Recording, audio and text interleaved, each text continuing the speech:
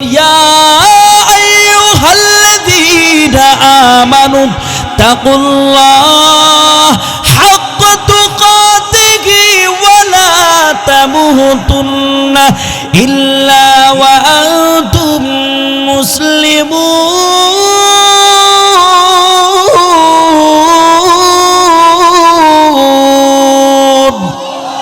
আল্লাহ বলে এই বান্দা একমাত্র আমি আল্লাহকে ভয় করো, একমাত্র আমি আল্লাহর সামনে মাথা নত করো, মুসলমান না হয়ে কবরে যাইবে না সাবধান। আমার আপনার নবীর পরে যিনি আগে জান্নাতে যাবে তিনি হলেন হযরত আবু বকর সিদ্দিক রাদিয়াল্লাহু তাআলা আনহু।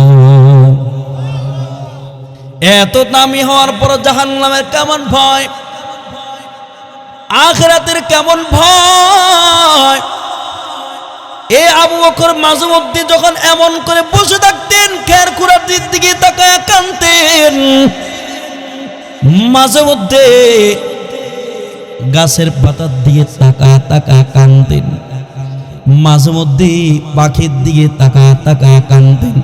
একদিন দেখেন একটা পাখি একটা ডাল থেকে আরেকটা ডালে দৌড়াদৌড়ি করতেছে, তিনি তাকা তাকা কাঁদতেছেন আর বলেন ইয়া লাইতানি কুনতু আসফারা, হায়রে আমি যদি এ পাখিটা হইতাম কতই না ভালো হইতো, আমি যদি খেত খুঁড়া হইতাম কতই না ভালো হইতো, আমি যদি গাছের পাতা হইতাম কতই না ভালো হইতো। আজকে আমি মানুষের ঘরে জন্ম হইয়া আল্লাহ তোমার সামনে কেমনে দাঁড়াবো? আমি তো আবু বকর কোনো আমল নাই, আমি জাহান্নামে ছাড়া কোনো উপায় নাই, আমার কোনো আমল নাই। আবু বকর আশারা মুবাশশারা বিল জান্নাহ, জান্নাতে সুসংবাদ প্রাপ্ত হয়েও কিয়ামতের কেমন ভয়। একদিন আল্লাহর রাসূল বলেন মান আরাদা আন ইয়ানজুরা ইলা মাইয়িতিন ইয়ামশি আলা ওয়াজহিল আরদি ফালইয়ানজুর ইলা ইবনি আবি কুহাফা। ও সাহাবায়ে কিরাম, যদি জমিনের মাটিতে চলমান লাশ দেখতে চাও তাহলে আবু বকরের দিকে তাকাও, আবু কুহাফার ছেলে আবু বকরের দিকে তাকাও। অর্থাৎ একটা মানুষকে যখন কবর লাগায় এই মানুষটার সম্পর্ক যেমন দুনিয়ার সাথে নয়, তাআল্লুক মা আল্লাহ, কয় আখিরাতের সাথে তার সম্পর্ক। কয় আবু বকর এমন হলো একটা চলমান লাশ, দুনিয়ার জমিনে চলছে ঠিক, কিন্তু আবু বকরের নজর দুনিয়ার দিকে না, আবু বকরের নজর হলো আরশুল্লাহ, আল্লাহর আরশের দিকে। সে কখন দুনিয়ার জমিন থেকে যাবে আর কখন আমার মালিকের সাথে মুলাকাত করবে এই চিন্তায় সে বিমূঢ় হয়ে আছে।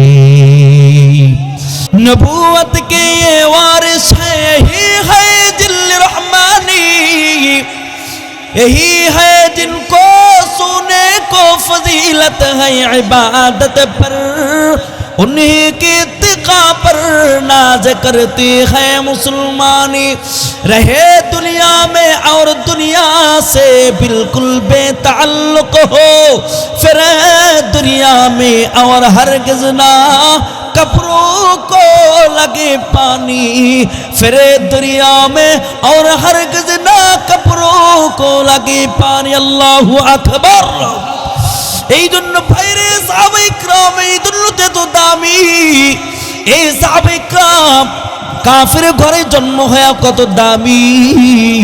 এই সাহাবায়ে কিরামদের কুরবানি বদৌলতে আজকে আমাদের কাছে ইসলাম আসছে, আজকে আমাদের কাছে ওনার মাদের মাথায় টুপি আসছে, আমাদের কাছে কোরআন আসছে, আমাদের কাছে নবীর আদর্শ আছে।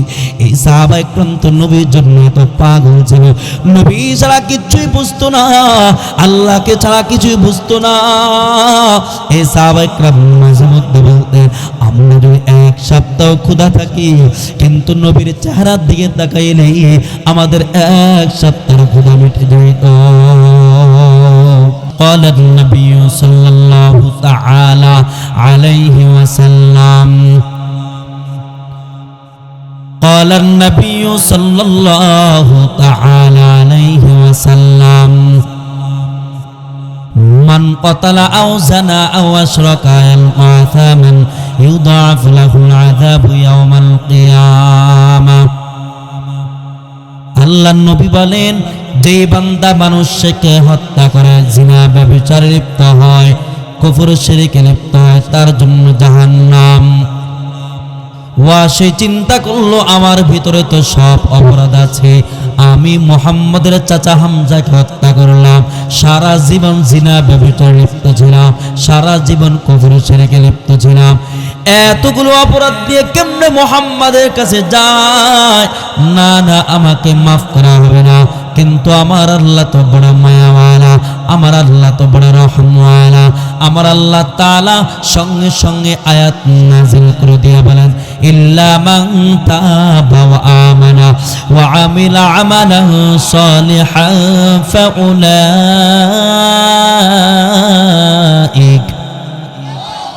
আর জোরে বলেন আল্লাহু আকবার। আল্লাহর কালাম শুনলে খারাপ লাগে নাকি ভালো লাগে? তাহলে আরো জোরে বলেন আল্লাহু আকবার। ফাউলাইকা ইউবাদদিলুল্লাহু সাইয়্যাতিহিম হাসানাত।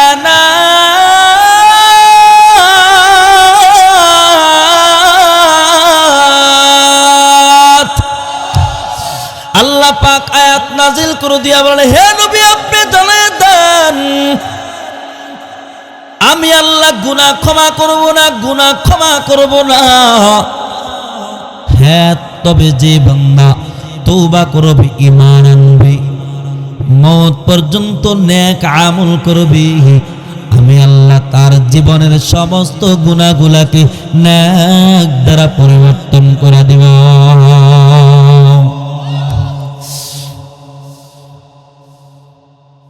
এই আয়াতটা নাযিল হওয়ার পর রাহমাতুল লিল আলামিন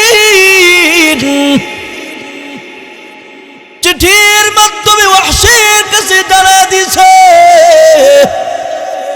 এই ওয়াহশী আয়াত আল্লাহ তো তোমার জন্য আয়াত নাযিল করে দিয়েছে। ওয়াহশীর কাছে আয়াতটা যাওয়ার পর ওয়াহশী যদিও কাফের কিন্তু আরবি ভাষা তো বুঝি, সে দেখলো শুধু মুমিন মুমিন দাবি করলে হবে না, শুধু তওবা তওবা করলে হবে না, মওত পর্যন্ত নেক আমল করতে হবে, এটা হলো শর্ত। কিন্তু আমগো দেশে কিছু ভণ্ড পীর আছে, ওরা বলে মারিফত অর্জন করলে আর নামাজ রোজা লাগে না, মুমিন দাবি করলে নামাজ রোজা লাগে না। এমন ভণ্ড পীর আমাদের সমাজে আছে কিনা? জোরে কথা কয় না, জোরে বলেন। এরা ভণ্ড নাকি ভালো? জোরে বলেন। ওয়াহশী চিন্তা করলো মওত পর্যন্ত নেক আমল করতে পারে কিনা জানি না, না না আমি মুহাম্মাদের কাছে যাব না। এবার আল্লাহ তো বলেন, এ ওয়াহশী কেন তুই আমার কাছে আসবি না? আল্লাহ তাআলা আরেকটা আয়াত নাযিল করে দিলেন, ইন্নাল্লাহা লা ইয়াগফিরু আন ইউশরাকা বিহি ওয়া ইয়াগফিরু মা দুনা যালিকা লিমান ইয়াশা।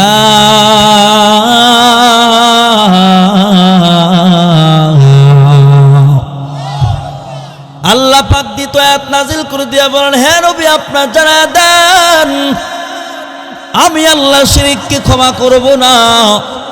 এই ছাড়া যত গুনাহ আছে আমি আল্লাহ ইচ্ছা করলে ক্ষমা করতে পারি, না করতে পারে, এই ক্ষমতা কার? আঙ্গুলটা উঁচু করে দিয়ে বলেন, এই ক্ষমতা কার? একমাত্র আল্লাহর। এই দ্বিতীয় আয়াত নাযিল করার পর আল্লাহ রাসূল আমার পাঠিয়ে দিয়েছেন। এবার ওয়াহশী দেখলো আল্লাহ ইচ্ছা করলে ক্ষমা করতে পারেন, না করতে পারেন। আল্লাহ তো আমাকে ক্ষমা না করতে পারেন, না আমি যাব না। কিন্তু কিশোরগঞ্জের এলাকার মুসলমান, আমার আল্লাহর মতো মায়াওয়ালা আর কেউ নেই, আমার আল্লাহর মতো দয়ালু আর কেউ নেই। আল্লাহ বলেন, এর বান্দা বান্দি আয়, এর বান্দা বান্দি আমি তোমাদেরকে তো জাহান্নামের জন্য তৈরি করি না, আমি আল্লাহ তোমাদের প্রত্যেকের নামে একটা একটা জান্নাত বানিয়েছি। আবু জাহিলের নামে একটা জান্নাত বানিয়েছি, উতবা শাইবার জন্য একটা একটা জান্নাত বানিয়েছি, নমরুদ ফিরাউনের জন্য একটা একটা জান্নাত বানিয়েছি, কিন্তু এদের নসিব খারাপ হওয়ার কারণে এরা জাহান্নামে। ঠিক কিনা? আওয়াজ দিয়ে বলেন। আল্লাহ বলে, বান্দারে কেন তুমি আমার কাছে আসবে না? আল্লাহ তাআলা তৃতীয় আরেকটা আয়াত নাযিল করে দিয়ে বলেন, কুল ইয়া ইবাদিয়াল্লাযীনা আসরাফু আলা আনফুসিহিম লা তাকনাতু মির রাহমাতিল্লাহ।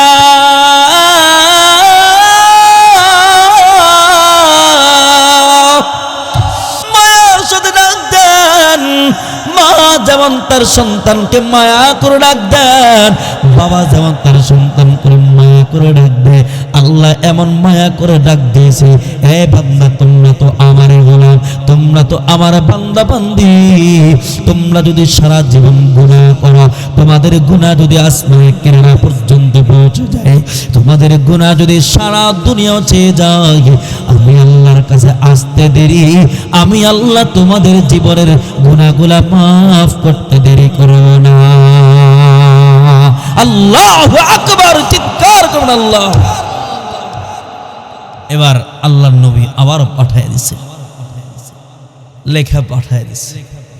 এবার ওয়াসি চিন্তা করলো, আর বসে থেকে লাভ নাই। ইন্নাল্লাহা ইয়াগফিরুয যুনুবা জামিআ। এখানে আলিফ লামটা জিনসের জন্য, অর্থাৎ বান্দার গুনাহ যেই পরিমাণ হোক না কেন, বান্দা বান্দির গুনাহ যদি সারা দুনিয়াও ছেয়ে যায়, কবিরা হোক সগীরা হোক, আল্লাহর কাছে আসলে আল্লাহ মাফ করে দিবে। এটা কার কথা? জোরে বলেন, কার কথা? আল্লাহর কথা। এবার ওয়াসি চিন্তা করলো, বসে থাকে লাভ নেই, যাই মুহাম্মদের কাছে যাই। আল্লাহর নবীর কাছে রওনা দিয়েছে, খুব ভয়ে ভয়ে আসতেছে এক কোণা দিয়ে। আইসা দেখে রসুল আরবির সামনে হযরত ওমর ফারুক রাদিয়াল্লাহু তাআলা আনহু বসা, হযরত আবু বকর সিদ্দিক রাদিয়াল্লাহু তাআলা আনহু বসা। হযরত ওমরের মেজাজ তো অনেক ঠান্ডা ছিল না? কথা কয় না কি ঠান্ডা, কি আপনারা কি ঠান্ডা গিয়েছেন পুরা? কথা কয় না। ওমরের মেজাজ কেমন? এখনো হচ্ছে না গরম, এটা তো নরম হচ্ছে। জোরে বলেন, ওমরের মেজাজ কেমন? আরো জোরে। আর আবু বকর মেজাজ তো অনেক গরম ছিল না? সবাই এক বাক্যে বলেন, ওমরের মেজাজ কেমন ছিল? আরো জোরে। আর আবু বকর মেজাজ বলেন আল্লাহু আকবার। হয় না? আরো জোরে আওয়াজ দিয়ে আল্লাহু আকবার। আমি মাঝে মধ্যে এই কারণে বলি, আরে ইসলাম শুধু নরম দিয়ে হয় না, নাস্তিক আর মুরতাদ গুলাকে শায়েস্তা করার জন্য মাঝে মধ্যে গরম লাগে। ঠিক কিনা? আওয়াজ দিয়ে বলেন। হযরত ওমরের মেজাজ কেমন? একদিন আল্লাহ রাসূল বলেন, ওমর, আসমানের যত ফেরেশতা আছে, জমিনের যত ফেরেশতা আছে, আল্লাহর জাতের কসম করে বলছি, আপনাকে দেখলেই আসসালামু আলাইকুম বলে সালাম দেব। আর জমিনের যত শয়তান আছে, ইবলিস আছে, আপনাকে দেখলেই আপনার ভয়ে আরেক রাস্তা দিয়ে পালায় চলে যায়। সুবহানাল্লাহ। প্যাকেট বই রেখে দেন, বাড়িতে গিয়ে কইেন, আর জোরে কর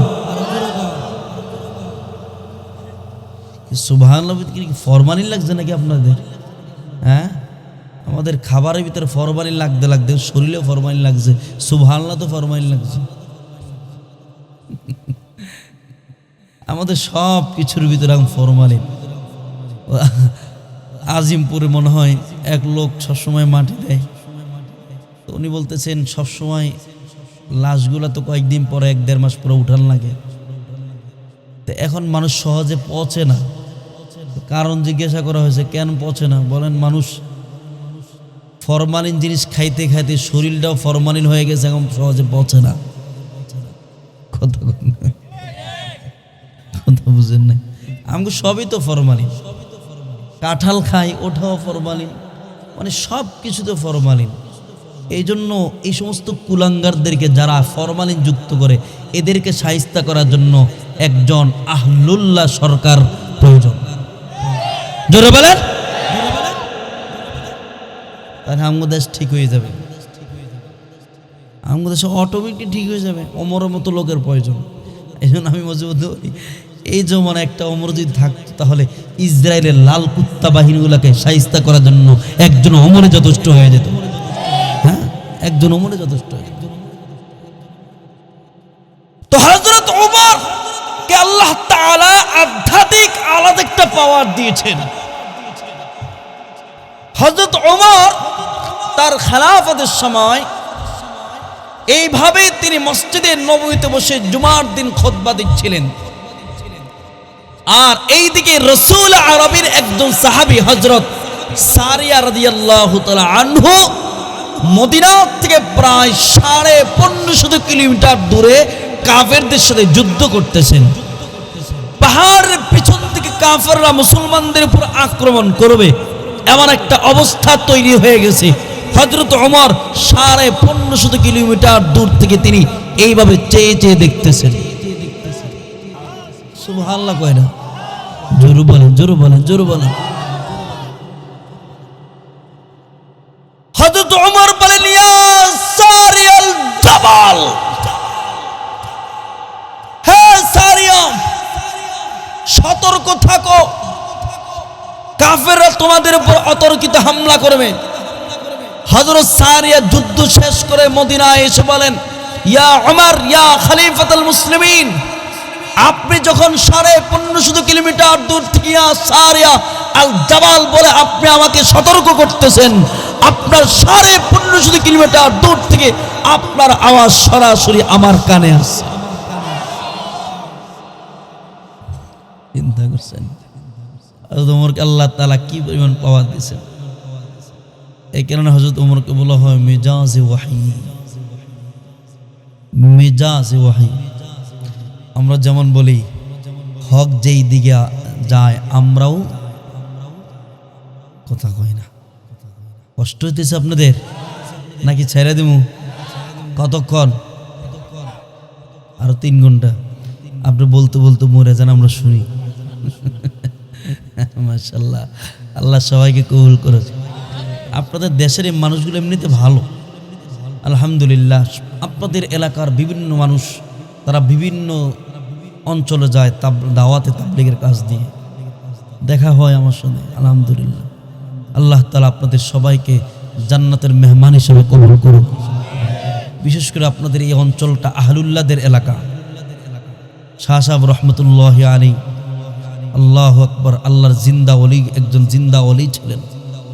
আথার আলী রহমতুল্লাহি আলাইহি একজন জিন্দা ওলি ছিলেন। হ্যাঁ, আপনাদের এই জমিনটা বড় ধন্য, আপনারা বড় ধন্য। আল্লাহ পাক যেন এই আকাবিরদের কবরগুলোকে জান্নাতের টুকরো বানিয়ে দেন। সবাই বলেন না আমিন।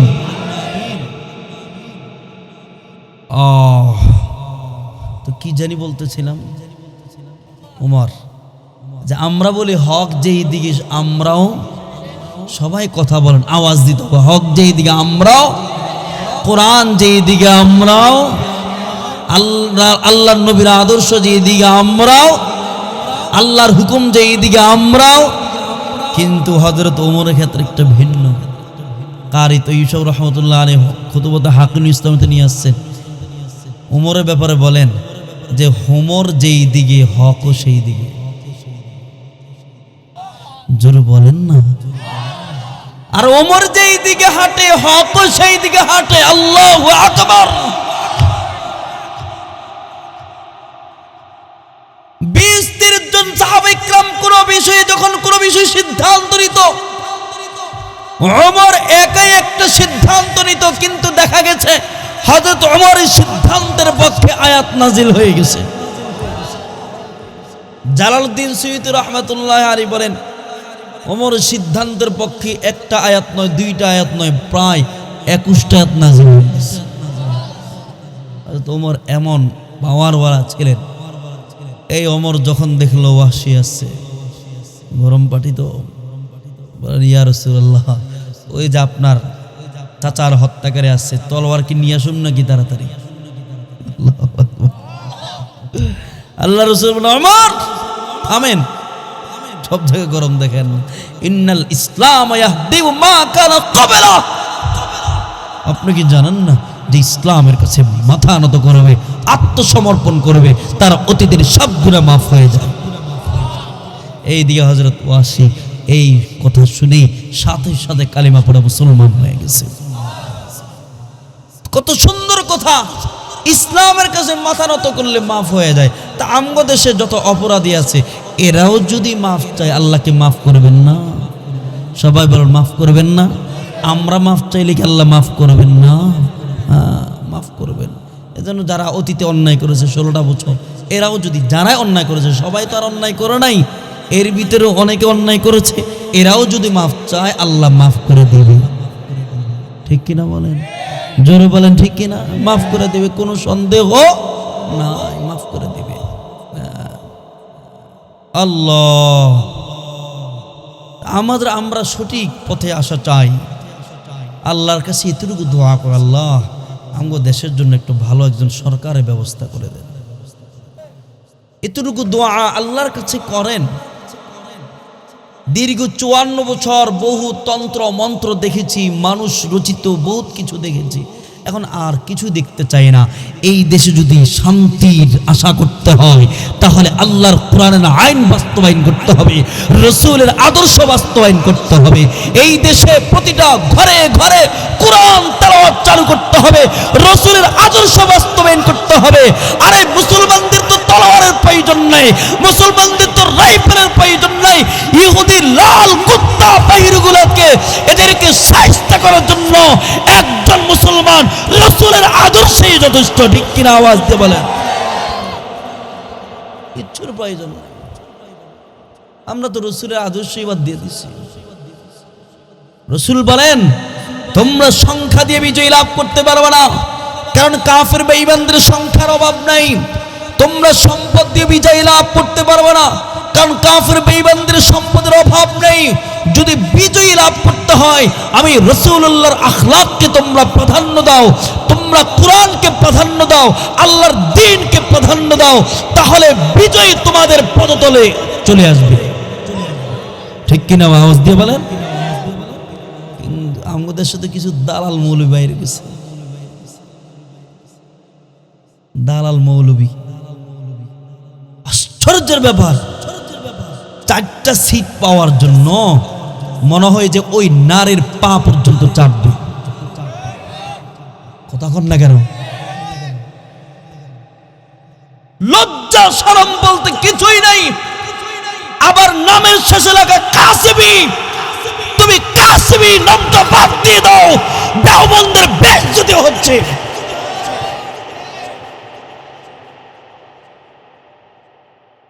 আজকে দেখলাম একজন নারীকে পুলিশ তোলা দিতেছে, এ কাসেমি মৌলবী। আশ্চর্য লাগে, দিলটা খান খান হয়ে গেছে। একদিকে সব ওলামা ইকরাম একসাথে হয়ে গেছে যে আমরা একসাথে দেখি আল্লাহ কোরআন বাস্তবায়ন করা যায় কিনা, একটু চেষ্টা করি। আর এই 2-4টা মৌলবী আলাদা হয়ে এরা ওই নারীর আসরে ঢুকছে। কথা কর না কেন? হ্যাঁ, মাত্র 4টা, বেশি পাই নাই, 4টা 5-4টা, এতদিন পর্যন্ত 4টা বেশ। আল্লাহ এদেরকে হেদায়েত দান করুক। আরো জোরে কর। এদের দেখি মাদ্রাসাগুলো ধ্বংস হয়ে যাচ্ছে, ছাত্ররা কিতাব পড়া বাদ দিয়ে এবার বলে মনির ভাই, মনির ভাই। কিতাব একদিকে ফেলে রাখছে, এবার তাদের বড় হুজুরকে ফুলের তোড়া দেওয়ার জন্য মনির ভাই, মনির ভাই। ও ছাত্র যে ওস্তাদকে বলবে বাবা, হে কো মনির ভাই, মনির ভাই। আল্লাহ আমাদেরকে হেদায়েত দান করুক। মানুষ যখন অপরাধ বেশি করে তখন কি করে না করে, ওই গুনাহ করলেও তার হিতাহিত জ্ঞান থাকে না। জোরে বলেন, আওয়াজ দিয়ে বলেন ঠিক কিনা? আল্লাহ আমাদের সবাইকে হেদায়েত দান করুক। আরো জোরে বলেন আমিন, আমিন। আপনারা কি রাগ করতেছেন? বলেন তো আমাদের মালিক কে? 2টা হাত উঁচু করে দিয়ে বলেন আমাদের মালিক কে? এমন জোরে ডাক দিবেন যাতে করে আকাশ বাতাস প্রকম্পিত হয়ে যায়, যাতে করে আমার মালিক খুশি হয়ে যায়। আল্লাহ বলে বান্দারে দুনিয়ার জমিনে যখন তুমি নেতাকে ডাক দাও, নেতা খুশি হয়ে যায়। আর আর আর আমি আল্লাহকে ডাক দিলে আমি আল্লাহ তো কোটি কোটি গুণ বেশি খুশি হয়ে যায়। যে বান্দা বান্দির প্রতি আমি আল্লাহ খুশি হয়ে যায়, তার জন্য জান্নাত ওয়াজিব হয়ে যায়। এই জন্য এমন জোরে ডাক দিবেন যাতে করে আকাশ বাতাস প্রকম্পিত হয়ে যায়। ডাক দিয়ে আমাদের মালিককে, আর জোরে আওয়াজ দিয়ে আমাদের মালিককে, আমাদের রবকে, আমাদের বাদশাকে। আল্লাহ বলেন বান্দারে দুনিয়ার জমিনে কাউকে ভয় করবা না, সাবধান, একমাত্র আমি আল্লাহ তাআলাকে ভয় করবা, আমি আল্লাহর সামনে মাথা নত করবা। দুনিয়ার জমিনে কোনো তাগুতের সামনে মাথা নত করবা না। রাসূল বলেন দিনকে প্রাধান্য দাও, ইসলামকে প্রাধান্য দাও, তাহলে দুনিয়া তো কোনো চিন্তা নেই, আখিরাতে কোনো চিন্তা নেই। লা খাউফুন আলাইহিম ওয়া লা হুম ইয়াহজানুন, দুনিয়াতে কোনো টেনশন নেই, আখিরাতে কোনো টেনশন নেই। আমি আল্লাহ তোমাদেরকে বিজয় দান করব। এই জন্য তো আল্লাহ বলেন ইয়া আইয়ুহাল্লাযীনা আমানু তাকুল্লাহ হাক্কা তুকাতিহি ওয়া লা তামুতুন্না ইল্লা ওয়া আনতুম মুসলিমুন।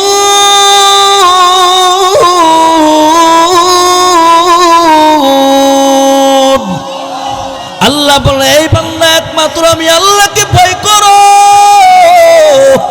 একমাত্র আমি আল্লাহর সামনে মাথা নত করো, মুসলমান না হয়ে কবরে যাইবে না, সাবধান।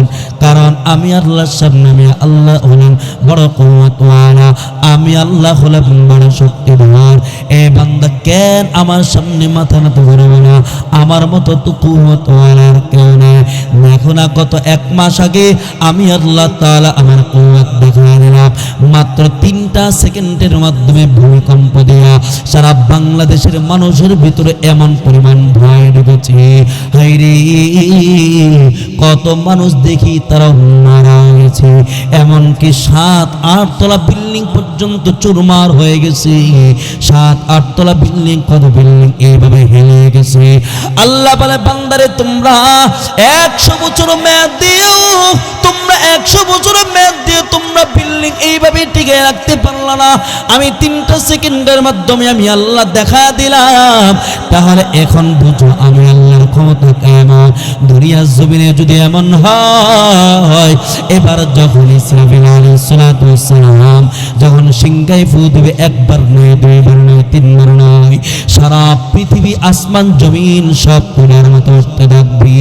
এমনকি আল্লাহ তাআলা বলেন ইযা যুলজিলাতিল আরদু জিলজালাহা ওয়া আখরাজাতিল আরদু আসকালাহা ওয়া ক্বালাল ইনসানু মা লাহা ইয়াওমা ইযিন তুহাদ্দিসু আখবারাহা আল কারিআতু মাল কারিআহ। সবাই বলেন আল কারিআতু মাল কারিআহ ওয়া মা আদরাকা মাল কারিআহ ইয়াওমা ইয়াকুনুন নাসু কাল ফারাশিল মাবথুস।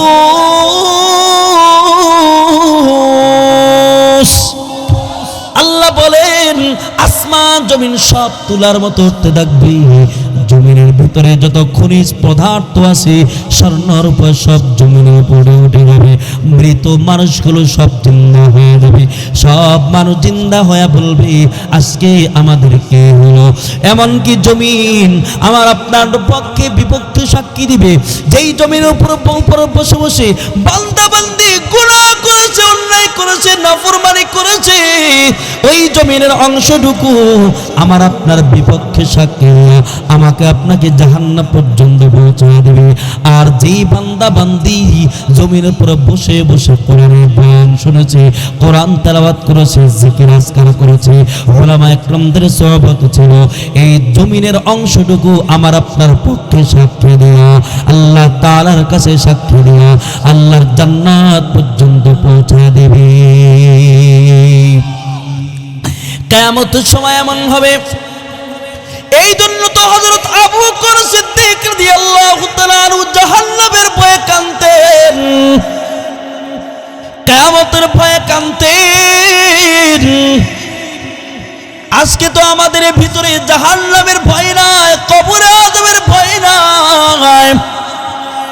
হযরত আবু বকর সিদ্দিক রাদিয়াল্লাহু তাআলা আনহু এত দামি ও তিনি কাঁদছেন যে আবু বকর আল্লাহর নবী যখন প্রাথমিকভাবে ইসলামের কাজ শুরু করেছেন, আবু বকরের কাছে ইসলামের দাওয়াত নিয়ে আসেন। আবু বকর পুরুষদের ভিতরে সবার আগে ইসলাম গ্রহণ করেছেন। এমনকি আবু বকর আশারায়ে মুবাশশারা বিল জান্নাহ, জান্নাতের সুসংবাদ প্রাপ্ত 10 জন সাহাবীর 1 নম্বরে হলেন হযরত আবু বকর।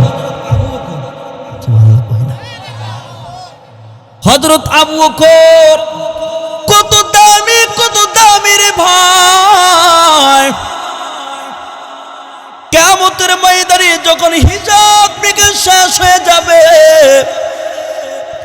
আমার আপনার নবীর আগে কোন নবী জান্নাতে যেতে পারবে না। 1,24,000 পয়গম্বর মতান্তর 2 লক্ষ। কয় কোন নবী আমার আপনার নবীর আগে জান্নাতে যাবে না। আমার আপনার নবী জান্নাতে যাওয়ার আগেও জান্নাত ওপেন হবে না। আমার আপনার নবী জান্নাতের সামনে যাবে তো আল্লাহর কুদরতি ভাবে জান্নাত ওপেন হয়ে যাবে। এই 1,24,000 পয়গম্বর নবীর আগে যেমন জান্নাতে যেতে পারবে না, কয় আবু বকর আগেও যাবে না।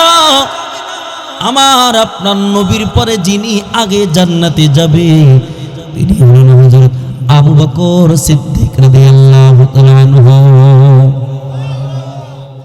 এত দামি হওয়ার পর জাহান্নামের কেমন ভয়, আখিরাতের কেমন ভয়। এই আবু বকর মাঝে মধ্যে যখন এমন করে বসে থাকতেন, খের খুঁড়ার দিকে তাকায় কাঁদতেন। মাঝে মধ্যে গাছের পাতার দিকে তাকায় কাঁদতেন, মাঝে মধ্যে পাখির দিকে তাকায় কাঁদতেন।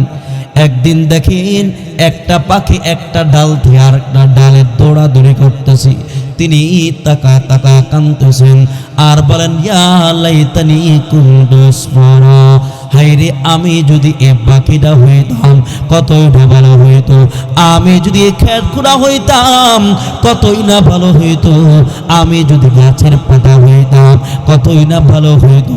আজকে আমি মানুষের ঘরে জন্ম হইয়া আল্লাহ তোমার সামনে কেমনে দাঁড়াবো? আমি তো আবু বকর কোনো আমল নাই, আমি জাহান্নামে ছাড়া কোনো উপায় নাই, আমার কোনো আমল নাই। আবু বকর আশারায়ে মুবাশশারা বিল জান্নাহ, জান্নাতে সুসংবাদ প্রাপ্ত হয়ে কিয়ামতের কেমন ভয়। একদিন আল্লাহর রাসূল বলেন মান আরাদা আন ইয়ানজুরা ইলা মাইয়িতিন ইয়ামশি আলা ওয়াজহিল আরদি ফালয়ানজুর ইলা ইবনি আবি কুহাফা। ও সাহাবায়ে কিরাম, যদি জমিনের মাটিতে চলমান লাশ দেখতে চাও তাহলে আবু বকরের দিকে তাকাও, আবু কুহাফার ছেলে আবু বকরের দিকে তাকাও। অর্থাৎ একটা মানুষকে যখন কবর লাগায় এই মানুষটার সম্পর্ক যেমন দুনিয়ার সাথে নয়, তাআল্লুক মা আল্লাহ, কয় আখিরাতের সাথে তার সম্পর্ক। কয় আবু বকর এমন হলো একটা চলমান লাশ, দুনিয়ার জমিনে চলছে ঠিক, কিন্তু আবু বকরের নজর দুনিয়ার দিকে না, আবু বকরের নজর হলো আরশুল্লাহ, আল্লাহর আরশের দিকে। সে কখন দুনিয়ার জমিন থেকে যাবে আর কখন আমার মালিকের সাথে মুলাকাত করবে এই চিন্তায় সে বিমূঢ় হয়ে আছে। आए जिनको देखकर व नूर के पुतले नबूवत के ये वारिस है, यही है दिल रहमानी, यही है जिनको सुने को फजीलत है इबादत पर, उन्हीं की इत्तिका पर नाज करती है मुसलमानी। रहे दुनिया में और दुनिया से बिल्कुल बेताल्लुक हो, फिर दुनिया में और हरगिज़ ना कपड़ों को लगे पानी फिरे दरिया में और हरगिज़ ना कपड़ों को लगे पानी अल्लाहु अकबर এই জন্য ভাইরে সাহাবায়ে কিরাম এই দুনিয়াতে তো দামি এই সাহাবায়ে কিরাম কাফের ঘরে জন্ম হয়ে কত দামি এই সাহাবায়ে কিরামদের কুরবানি বদৌলতে আজকে আমাদের কাছে ইসলাম আসছে আজকে আমাদের কাছে তোমার মাদের মাথায় টুপি আসছে আমাদের কাছে কোরআন আসছে আমাদের কাছে নবীর আদর্শ আছে এই সাহাবায়ে কিরাম তো নবীর জন্য এত পাগল ছিল নবী ছাড়া কিছুই বুঝতো না আল্লাহকে ছাড়া কিছুই বুঝতো না এই সাহাবায়ে কিরাম মাঝে মধ্যে বলতেন আমরা যদি এক সপ্তাহ ক্ষুধা থাকি কিন্তু নবীর চেহারার দিকে তাকাইলে আমাদের এক সপ্তাহ ক্ষুধা মিটে যেত সুবহানাল্লাহ এত দামি সাহাবী এই সাহাবায়ে কিরাম নবীর জন্য কত পাগল রে ভাই নবী যেভাবে চলতেন সাহাবায়ে কিরাম সেইভাবে চলতেন নবী যেভাবে হাসতেন সাহাবায়ে কিরাম সেইভাবে হাসতেন নবী যেভাবে চলতেন যেভাবে কথা বলতেন সাহাবায়ে কিরাম সেভাবে কথা বলতেন নবীর জন্য সাহাবায়ে কিরাম এত পাগল ছিল এই সাহাবায়ে কিরাম নবীর জন্য জান দিয়েছে মাল দিয়েছে ওই যে বদর যুদ্ধের দিকে তাকান বদর যুদ্ধে মুসলমানদের সংখ্যা হলো মাত্র 313 জন কয়জন জোরে আওয়াজ দিয়ে বলেন মাত্র 313 জন আর কাফেরদের সংখ্যা ছিল 1000-এর উপরে তাও মুসলমানদের ঠিক মতো তলোয়ার নাই মুসলমানদের ঠিক মতো খাওয়া দাওয়া নাই এই 17 রমজানে বদর যুদ্ধে সংঘটিত হয় এই সাহাবায়ে কিরাম আল্লাহর নবী তো বড় পেরেশান এইদিকে সব কাফেররা বেঈমানরা ইসলামের বিরুদ্ধে দাঁড়িয়ে গেছে দুনিয়ার জমিনে ইসলাম থাকতে দিবে না দুনিয়ার জমিনে কোরআন থাকতে দিবে না দুনিয়ার জমিনে ইসলাম নামক কোনো কিছুই থাকবে না আল্লাহর নবী তো বড় পেরেশান সাহাবায়ে কিরাম দাঁড়িয়ে গেছে মায়ার নবী গো আপনি টেনশন করবেন না আমরা আপনার ডানে আছি বামে আছি সামনে আছি পিছনে আছি আমরা আপনার জন্য জীবন দিতে রাজি কিন্তু এক চুল পরিমাণ আপনার থেকে সরতে আমরা রাজি না আল্লাহু আকবার চিৎকার দিয়ে বলেন এইভাবে সাহাবায়ে কিরাম নবীর জন্য এত পাগল ছোট ছোট সাহাবায়ে কিরাম নবীর সাথে যুদ্ধের ময়দানে কিতাবে দাঁড়িয়ে গেছে মুআয আর মুআওয়াজ রাদিয়াল্লাহু তাআলা আনহু দাঁড়িয়ে গেছে মাত্র 7-8 বছরের বাচ্চা মায়ার নবীকে ডাক দিয়ে বলে মায়ার নবী গো কে যাবে না যাবে দেখার বিষয় না আমরা আপনার সাথে যুদ্ধের ময়দানে যাব কারণ আমরা জানি আপনার জবান থেকে শুনেছি যে যারা যুদ্ধের ময়দানে শহীদ হয় এরা শহীদ হতে দেরি আল্লাহর জান্নাতে যাইতে দেরি হয় না আমরা শহীদ হয়ে আগে ভাগে আল্লাহর জান্নাতে চলে যাব এই বদর যুদ্ধের আর দু সাহাবী ছিল হযরত উকবা রাদিয়াল্লাহু তাআলা আনহু শেষের দিকে চলে আসছে একটু কান লাগায় শুনেন এই হযরত উকবা রাদিয়াল্লাহু তাআলা আনহু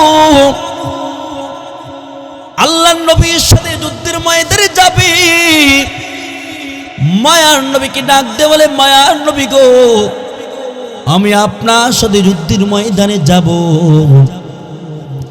আল্লাহর নবী তার নামটাও যুদ্ধের কাফেলায় লিখে দিলেন এইদিকে উকবা রাদিয়াল্লাহু তাআলা তার একজন ছোট বাচ্চা আছে নামটা হলো বশীর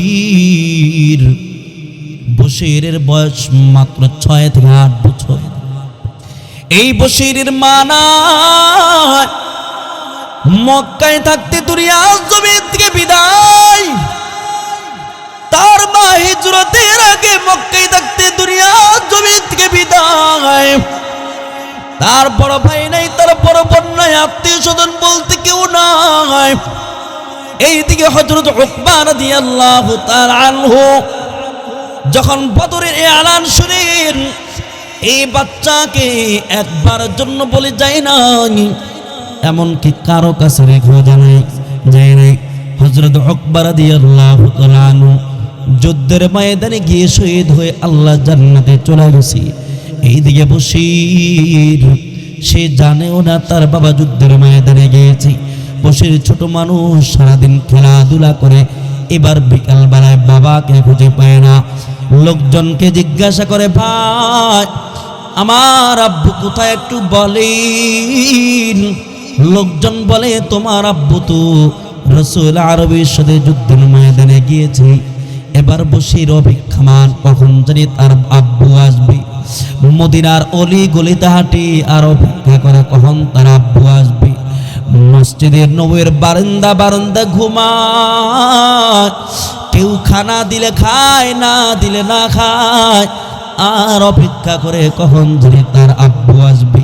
হঠাৎ করে অপেক্ষা করতে করতে একদিন তাকায় দেখে আল্লাহর নবী সাহাবা একরামদের কিনে মদিনায় হাজির। এবার বশির মদিনার গলির সামনে দাঁড়িয়ে গেছে। আল্লাহর নবীর সামনে, আল্লাহর নবীর দিকে তাকায় আসে। বশির সাহাবা একরামদের কাফিলার ভিতরে ঢুকে ঢুকে তার বাবাকে খুঁজতেছে। সব সাহাবা একরামদের চেহারা দেখে, কিন্তু তার আব্বুর চেহারা দেখে না। সব সাহাবা একরাম মসজিদের নববীতে এসে বসছে। আল্লাহর নবী এমন করে মিম্বরে বসা। এইদিকে বশির পিছনের দিক থেকে সাহাবা একরামদেরকে ফাঁকা করে করে রাসূলের সামনে দাঁড়িয়েছে। আল্লাহর নবীর কাছে সামনে দাঁড়িয়ে বলে, মায়ার নবী গো, আমার আব্বু না আপনার সাথে যুদ্ধের ময়দানে গিয়েছে, আমার আব্বু কখন আসবে একটু বলেন। আল্লাহর নবীর চেহারাটা লাল হয়েছে লজ্জায়। নবী কেমন করে বলবে, তোমার আব্বু তো যুদ্ধের ময়দানে গিয়ে শহীদ হয়ে আল্লাহর জান্নাতে চলে গেছে।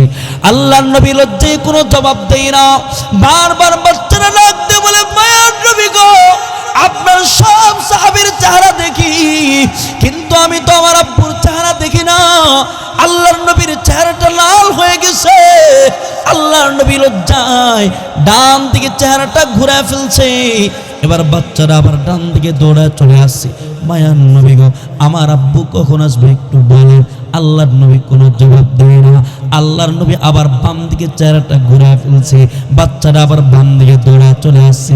মায়ার নবী, আমার আব্বু কখন আসবে একটু বলেন। আল্লাহর নবী কোনো জবাব দেয় না, কোনো জবাব দেয় না।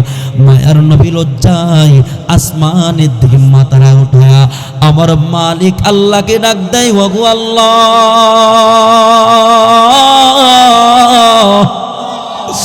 এই বাচ্চাকে কেমন করে বলবো তোমার আব্বু তো যুদ্ধের ময়দানে গিয়ে শহীদ হয়ে আল্লাহর জান্নাতে চলে গেছে। আল্লাহর নবী যখন তাকায় দেখে কোনো জবাব দেয় না। এবার বাচ্চাটা নবীর সামনে বসে আল্লাহর নবী দুইটা পা ধরে ধরে কাঁদতেছে।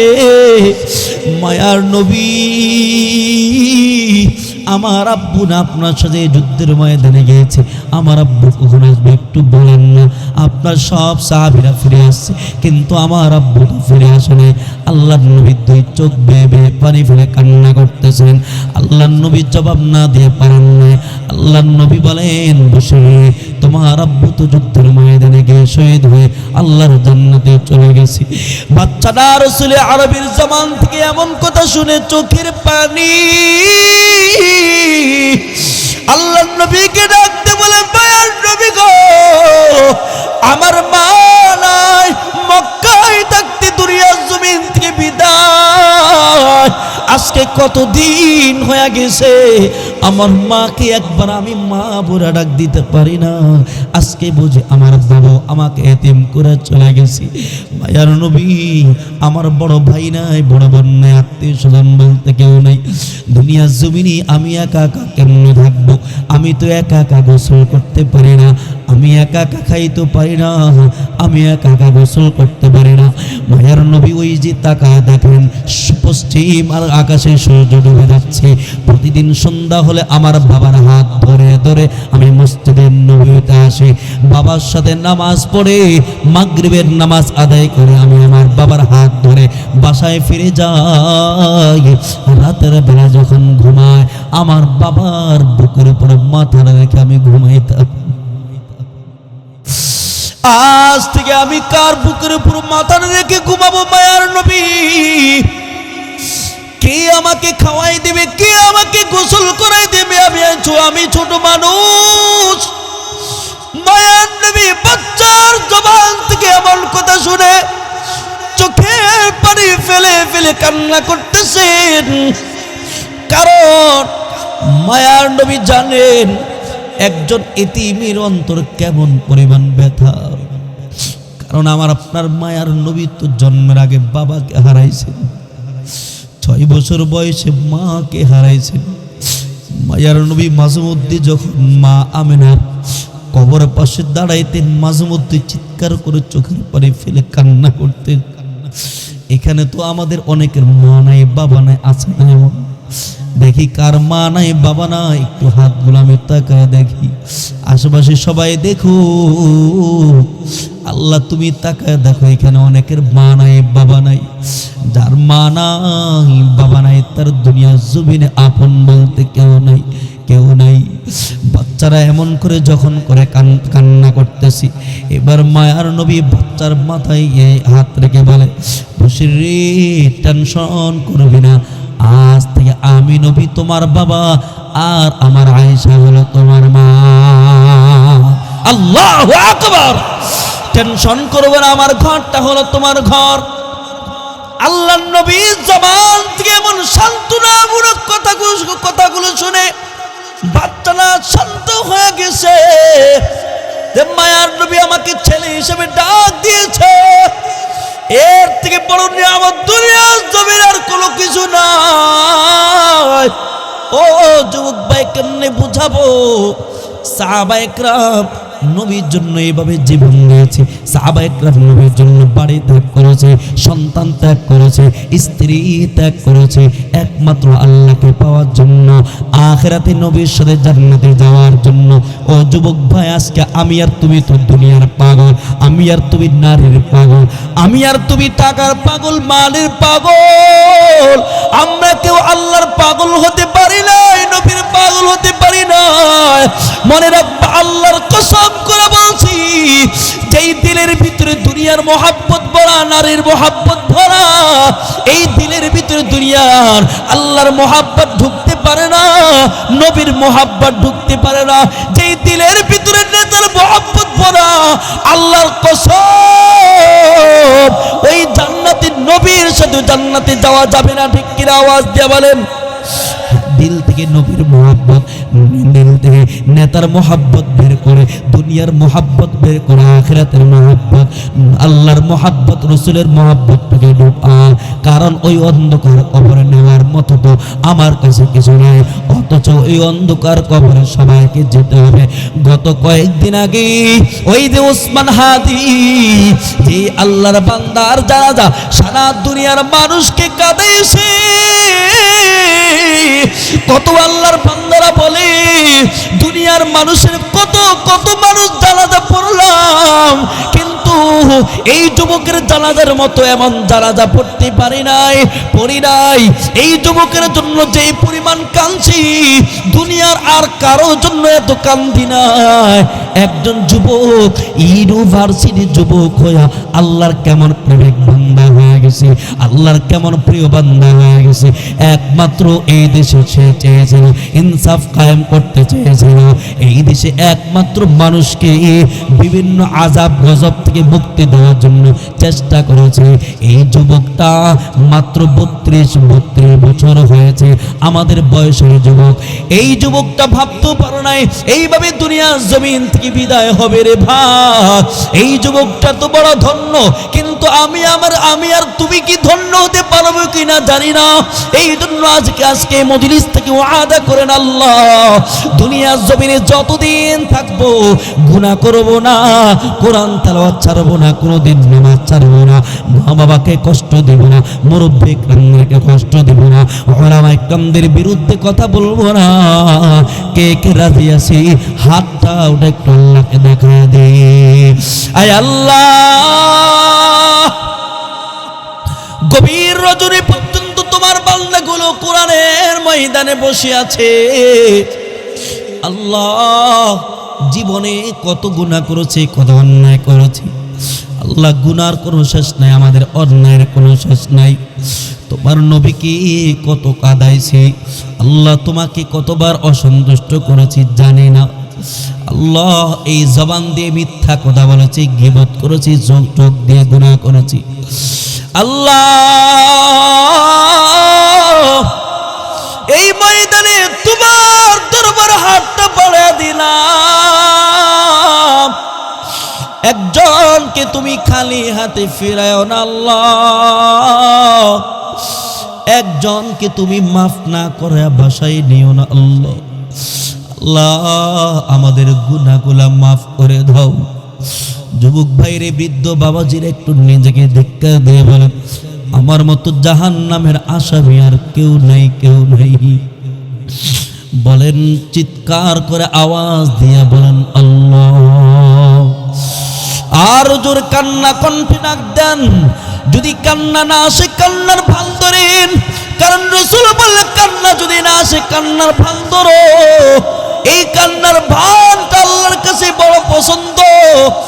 আর যদি গুনার ভয়ে জাহান্নামের ভয়ে চোখের পানি বের হয়ে যায়, তাহলে জাহান্নামটা হারাম হয়ে যাবে, আগুন হারাম হয়ে যাবে। কান্না কণ্ঠে ডাক দেন আল্লাহ, আর জোরে ডাক দেন আল্লাহ। আল্লাহ তোমার বান্দাগুলো তোমার পাগল, তোমার নবীর পাগল। আল্লাহ হাতটা বাড়ায় দিছে, অনেকের মা নাই, বাবা নাই, কতদিন হয়ে গেছে মাকে মা বলে ডাক দিতে পারে না, বাবাকে বাবা বলে ডাক দিতে পারে না। আল্লাহ জানি না কার মা বাবার কবর ধাও ধাও করে আগুন জ্বলতেছে, জানি না কার মা বাবাকে মাথা থেকে পায়া পর্যন্ত যা হয় কবরে বাস বাগানে সব বিচ্ছু পেঁচে বসে আছে। আল্লাহ আল্লাহ তাকায় দেখো মা হারা বাবার সন্তানগুলোর চোখে পানি। আল্লাহ মা বাবা তাকে আছে প্রতিদিন চিৎকার করে বলে, সন্তান রে আমাদের জন্য একটু দোয়া করো, আমরা বড় বিপদে আছি, বড় বিপদে আছি। আল্লাহ একজনের খালি হাত, এক হাতকে খালি হাতে ফিরাও না আল্লাহ। মা বাবাকে মাফ করে দাও, সবাইকে মাফ করে দাও। জীবনে আর কোনো দিন গুনাহ করবো না, নামাজ ছাড়বো না আল্লাহ।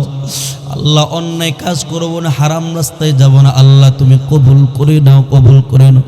সবাই বলেন আমিন। আরো জোরে চিৎকার দিয়ে আওয়াজ দিয়া বলেন আল্লাহুম্মা আমিন।